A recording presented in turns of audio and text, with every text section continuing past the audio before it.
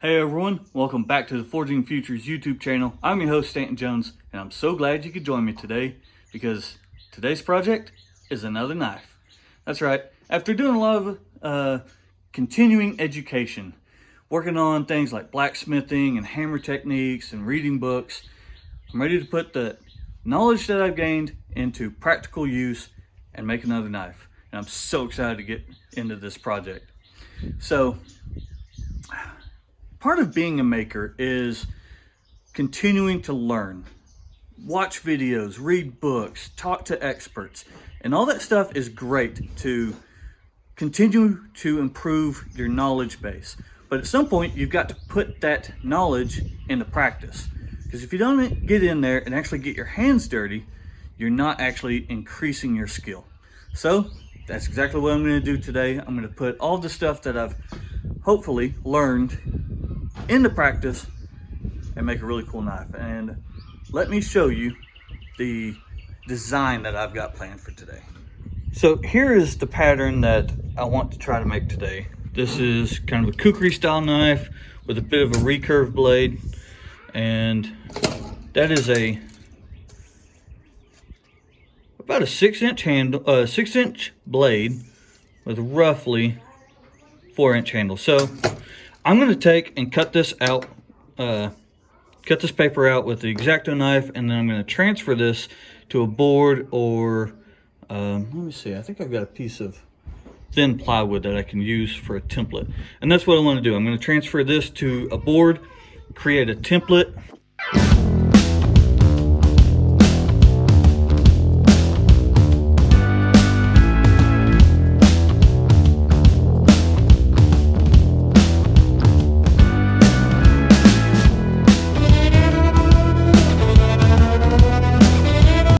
Now that I've got my image transferred onto this thin piece of plywood, I'm going to cut out the rough shape so that I've got a actual template to go with and not a square piece of wood. All right, there's my finished template, and this is just a rough idea of, this is not a final design. This is just a rough estimate of how I want this knife to look and feel. So I will forge my steel to be as close to this shape as I can. If it's a little bit bigger, that's fine. I can grind the excess off, but this just gives me a reference, an idea of what it'll look like and what I need to work towards. And it's a really great way of testing how the handle will feel in your hands, and I like it.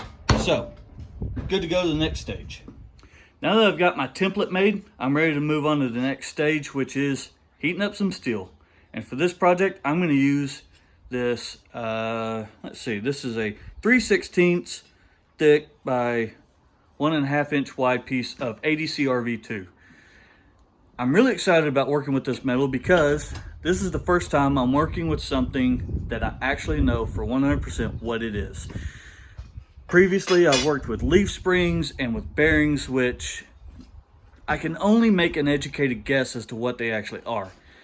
Leaf springs are usually, for the most part, made out of 5160, but you don't always know for sure.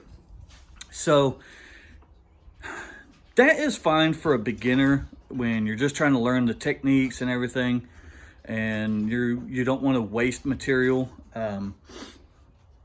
The problem with it is, if you don't know for 100% what your material is, you don't know the absolute best way to heat treat it. When you work with something that you know 100% this is X steel or whatever, then you can easily look up and find the perfect heat treat recipe.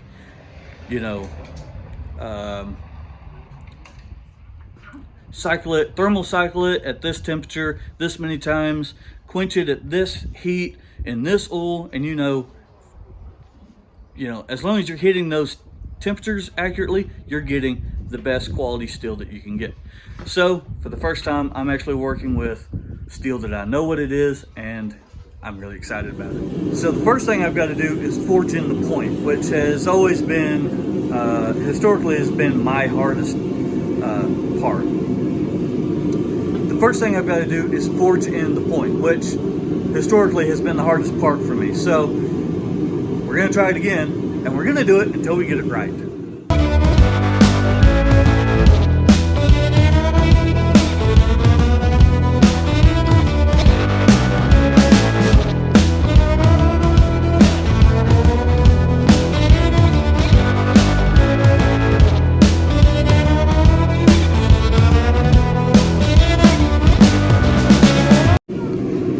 I've got the tip forged in, and I cannot tell you how happy it makes me that I was finally able to figure out how to forge in the tip without it fish mouthing on me.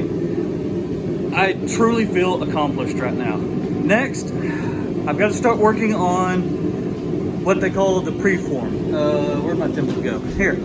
I need to isolate this upper ridge, which means I'm going to come back from the point a little bit and smash that down and isolate it. And then I've got to drop the tip down and get it ready for when I forge in my bevels. I've never done this before, so we'll see how it turns out.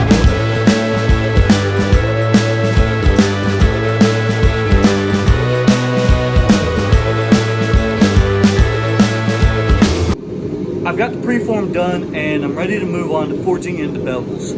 This is going to be really tricky because I need to get those bevels as close to the thickness as I can get so that I have very little grinding to do.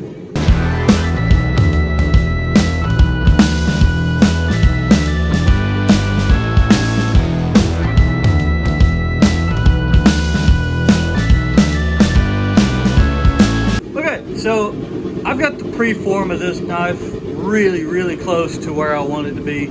I've got just a little bit of refining left to do on the bevels and the spine. Then I'm going to cut it off just a couple inches past where I started. That'll give me enough room and material to forge out the tang, and I'll show you that once I've got it cut off. I'll show you that.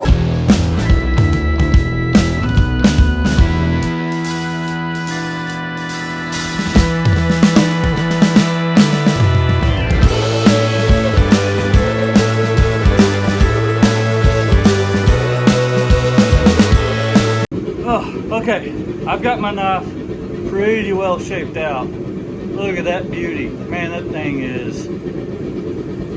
is spot on to where I want it to be based off my template. Okay, try to show you the best I can how it matches up with the pattern.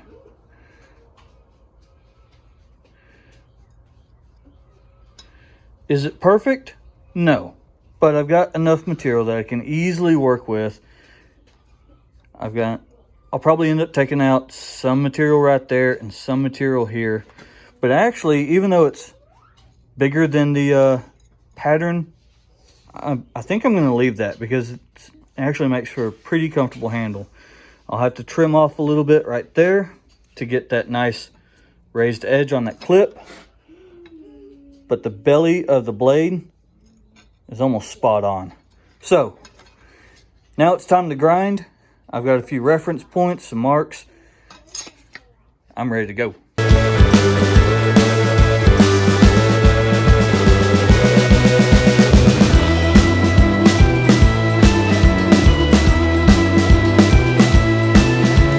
Okay, so we've made quite a bit of progress on the Brute de Forge Kukri that I'm currently working on.